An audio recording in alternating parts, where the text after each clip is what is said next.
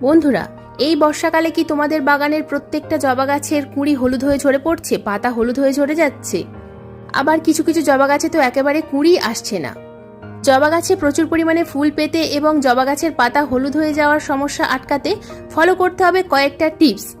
Tips number 1, জবা গাছকে বৃষ্টির জলের মধ্যেই রাখতে হবে, কিন্তু অতিরিক্ত বৃষ্টির হাত থেকে আবার জবা গাছকে বাঁচাতে হবে। দেশি জবা গাছ বৃষ্টির জলের মধ্যেই রাখো, কিন্তু যেগুলো হাইব্রিড জবা গাছ সেগুলোকে অতিরিক্ত বৃষ্টির জলের মধ্যে রেখো না, তাহলে কিন্তু গাছের কাণ্ড পচে যাবে এবং রুট খারাপ হয়ে যাবে। গাছের গোড়ায় যদি অতিরিক্ত জল জমে যায় তাহলে গাছের পাতা হলুদ হয়ে যাবে, কুঁড়ি হলুদ হয়ে ঝরে পড়বে। টিপস নাম্বার 2, এই সময় টবের মাটি কিন্তু ভুরভুরে রাখতে হবে, একেবারে আলগা মাটি করতে হবে। অর্ধেক মাটি আর অর্ধেক কম্পোস্ট মিশিয়ে গাছ প্রতিস্থাপন করো, সঙ্গে যদি 2 মুঠো কোকোপিট দিতে পারো তাহলে আরো ভালো হয়। এই সময় মাটির সাথে হাড় গুঁড়ো, শিংকুচি না মিশিয়ে গাছ প্রতিস্থাপন করো, তাহলে গাছ ভালো থাকবে।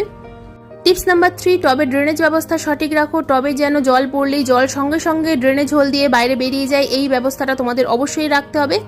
টিপস নাম্বার 4, গাছে যে কোনো কপার অক্সিক্লোরাইড যুক্ত ফাঙ্গিসাইড এই সময় স্প্রে করো। টাটা ব্লাইটক্স, তাছাড়া যদি অ্যামিস্টার টপ থাকে অ্যামিস্টার টপ ফাঙ্গিসাইড ইউজ করো, তাহলে গাছে কিন্তু ফাঙ্গাস প্রবলেম থেকে আমাদের জবা গাছকে আমরা বাঁচাতে পারবো এই বর্ষাকালে। এই সময় রাসায়নিক খাবার একটু অ্যাভয়েড করে চলো। এই সময় গাছে জৈব খাবার প্রয়োগ করো, কিন্তু সেটা যদি গুঁড়ো হয় তাহলে ভালো। যখন বৃষ্টি থামবে গাছে লিকুইড খাবার প্রয়োগ করতে পারো, কিন্তু যদি বৃষ্টি হয়, বৃষ্টি চলাকালীন গাছে একেবারেই কিন্তু লিকুইড খাবার প্রয়োগ করতে যেও না, তাহলে গাছের কিন্তু রুট খারাপ হয়ে যাবে। বৃষ্টি থামলে গাছের মাটি শুকনো হলে তবেই কিন্তু গাছে খাবার প্রয়োগ করো, তাছাড়া গাছে খাবার প্রয়োগ করতে যেও না। সব শেষে বলি, গাছে এই সময় কি পোকামাকড়ের আক্রমণ হয়? এই সময় মিলিবাগ, জাপ পোকার আক্রমণ হয়। গাছে কিন্তু তোমরা জৈব কীটনাশক প্রয়োগ করতে পারো, নিম তেল প্রয়োগ করতে পারো। যদি নিম তেল না থাকে তাহলে নিম পাতা এবং রসুনের খোসা একসাথে ফুটিয়ে গাছের পাতায় জল ঠান্ডা করে সেই জলটা গাছের পাতায় খুব ভালোভাবে স্প্রে করো, কুঁড়িতে স্প্রে করো। জাপ পোকা এবং মিলিবাগ একেবারেই আর থাকবে না।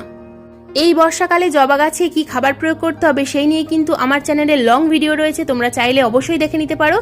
আমার চ্যানেলে জবা গাছ ছাড়াও কিন্তু প্রত্যেকটা গাছ সম্পর্কে বিভিন্ন রকম ভিডিও দেওয়া থাকে, তোমরা চাইলে অবশ্যই আমার চ্যানেলটাকে সাবস্ক্রাইব করে রাখতে পারো। তোমাদের বাগান সংক্রান্ত যে কোনো বিষয়ে যদি কোনো রকম কোনো সমস্যা হয় আমাকে কমেন্ট করতে পারো, আমি যথাযথ উত্তর দেওয়ার চেষ্টা করব। আজকের এই ভিডিওটা সম্পূর্ণ দেখার জন্য তোমাদের সবাইকে জানাই অসংখ্য অসংখ্য ধন্যবাদ।